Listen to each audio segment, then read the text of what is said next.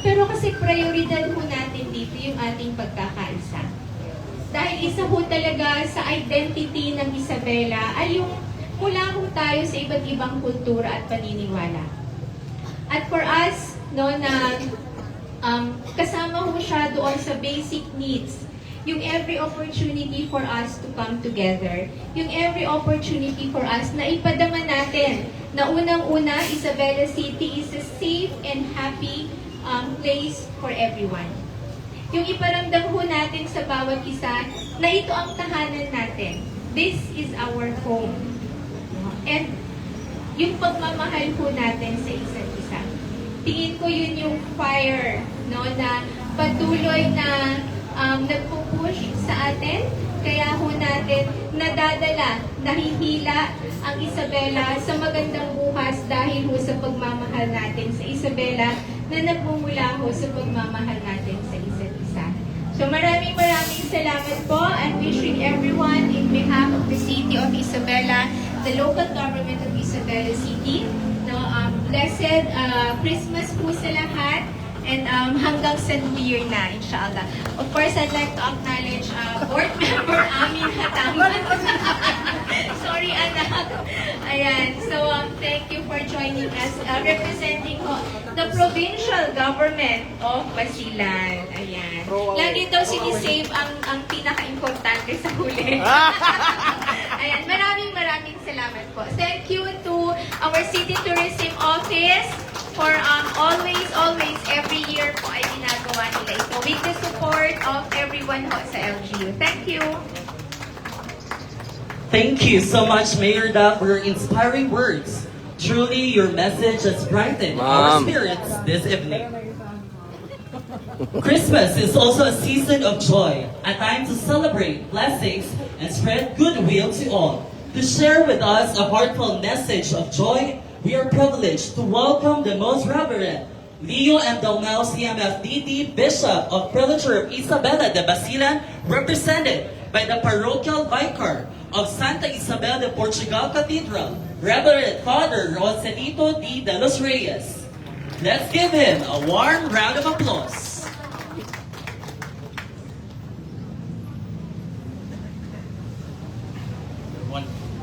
I want to make sure I will not miss anything, so I have my draft here.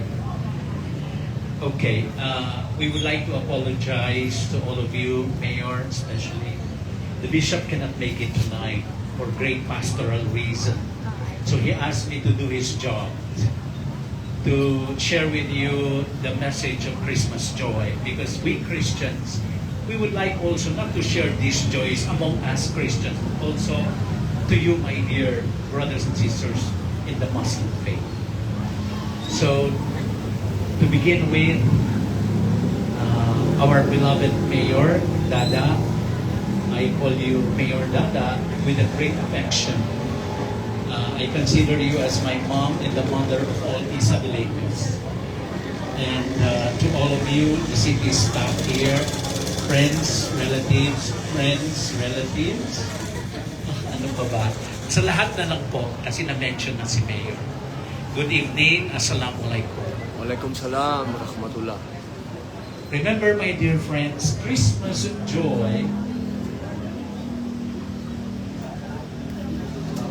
is not the shallow kind of happiness that depends on decorations, on gifts, or having everything in life perfectly in place. Don't worry kahit walang Christmas bonus or cash bonus. That should not grab the opportunity for you to enjoy the real joy that God offers us. Okay? The joy of Christmas is something deeper, my dear friends.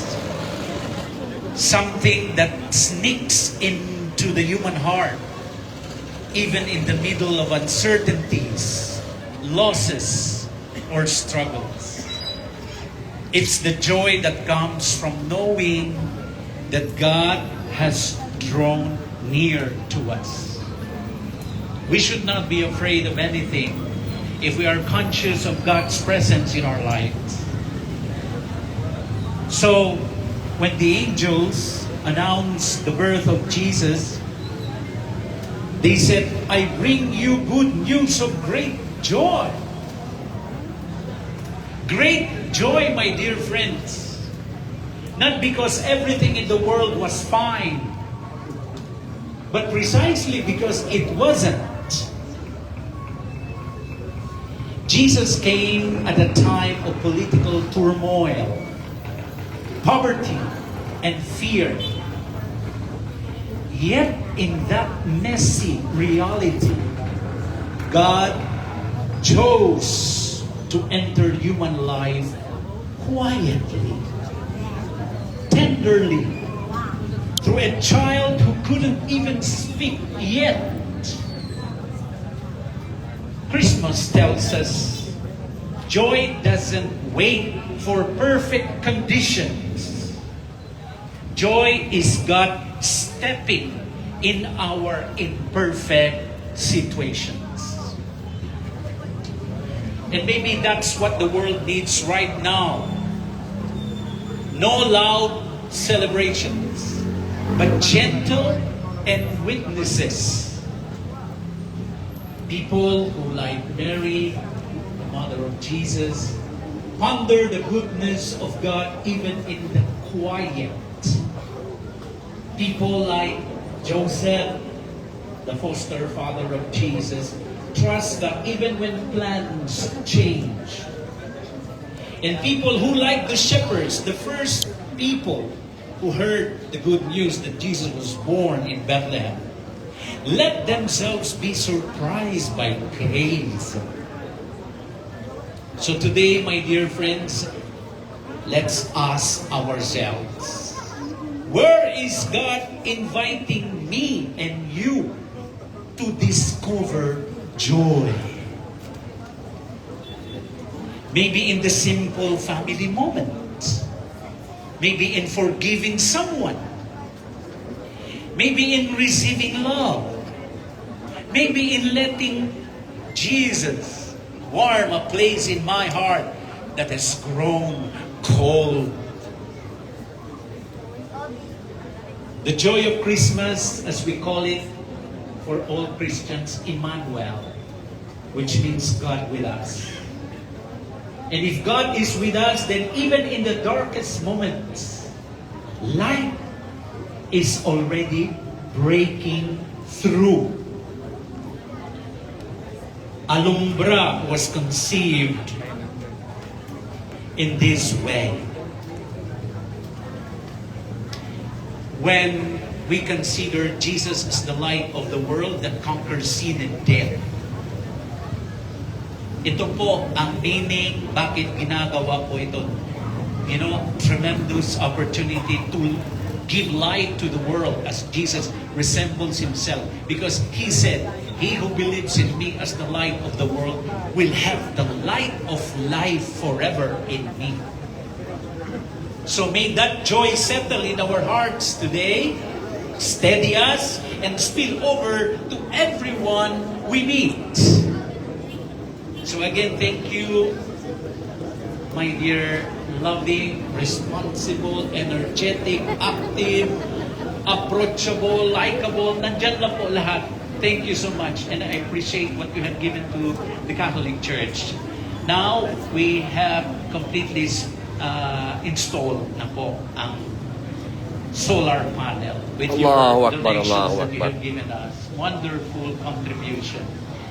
So thank you for your support, cooperation, making our Christian season and more joyful, colorful, festive one.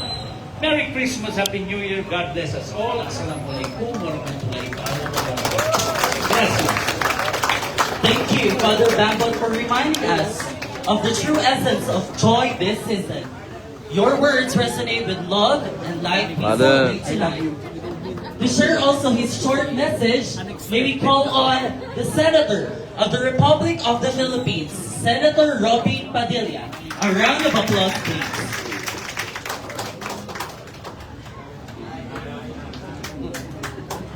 A'udhu billahi minasyaitanir rajim. Bismillahirrahmanirrahim.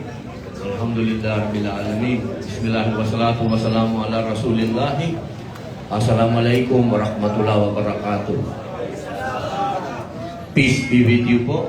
Sumayin niyo po ang kapayapaan. Hindi ko na po pahabain dahil napakaganda po ng mga mensahe ng ating mahal na mayor. Ganun din po si Father. Siyempre po, sabi nga ni Mayora, kailangan magpugay tayo sa future president ng Pilipinas. Amin yung kaman. Gusto ko lang pong dagdagan yung sinabi ni Father, napakaganda po. Alam niyo po,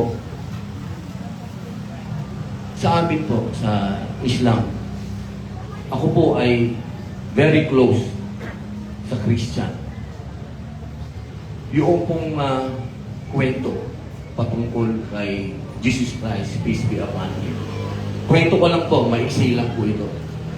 Noong mga panahon po na ang mga Muslim ay hinahunting at pinapatay ng mga pagano, nagpunta sila sa isang kaharian.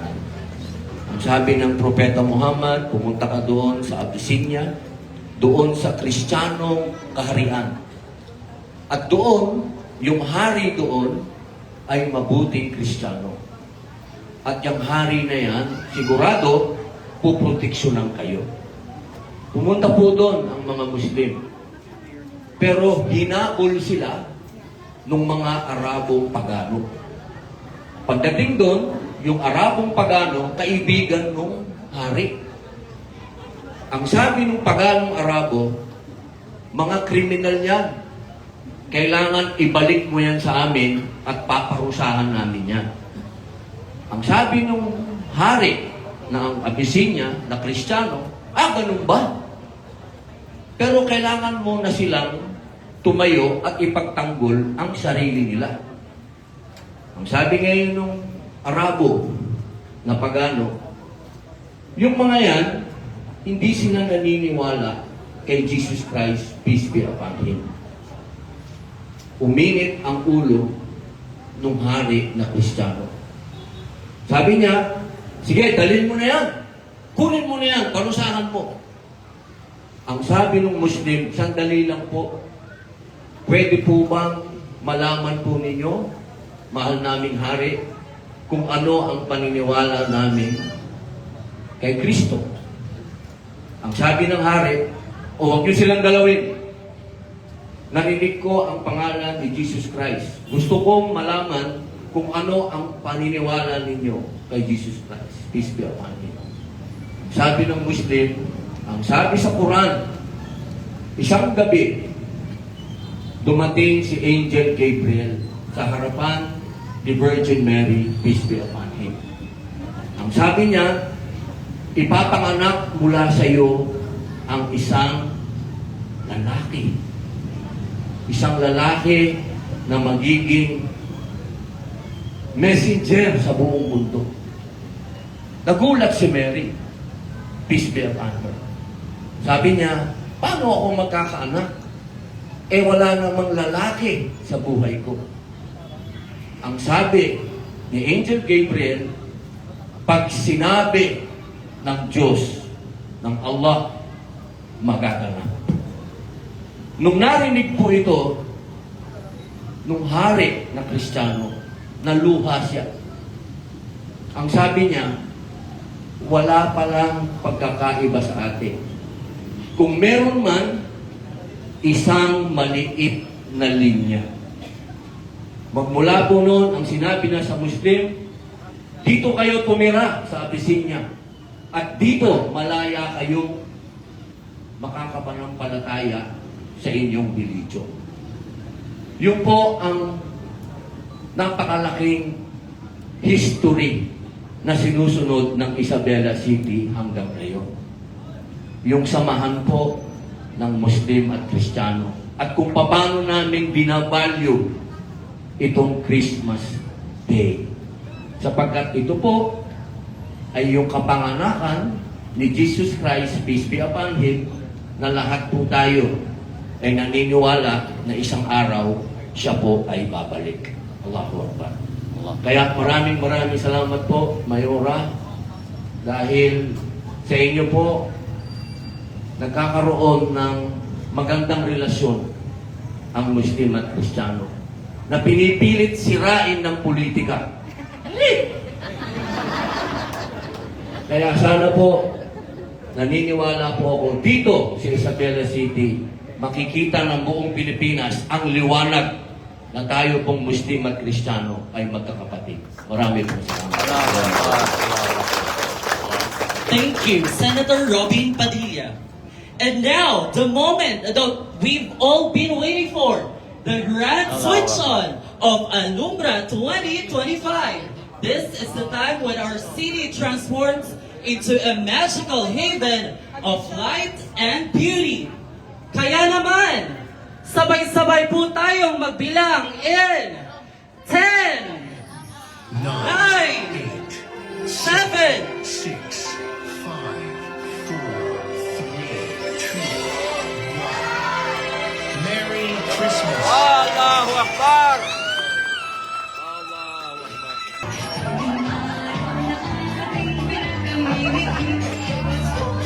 Ladies and gentlemen, our Alumbra 2025, the Christmas light wish on ceremony. We are inviting everyone to please proceed po tayo sa loob ng ating City Hall lobby. May mga pagkain po tayo. Kain po tayo doon sa loob. As we bask in the glow of these lights, let us carry the spirit of Christmas in our hearts and share its joy with everyone we meet. On behalf of the city government of Isabela de Basilan, thank you for joining us tonight. May this season bring you and your loved ones peace, joy, and boundless blessings. Have a wonderful evening ahead and a Merry, Merry Christmas to all.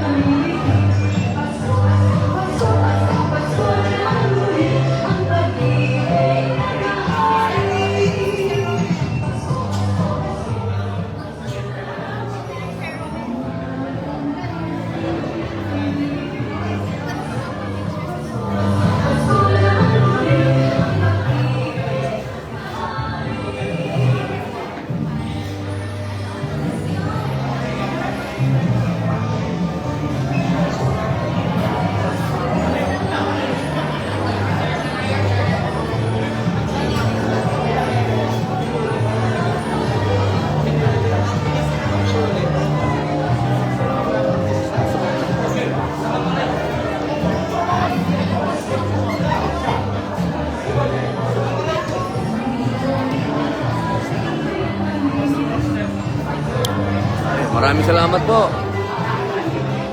Assalamualaikum. Salamat po.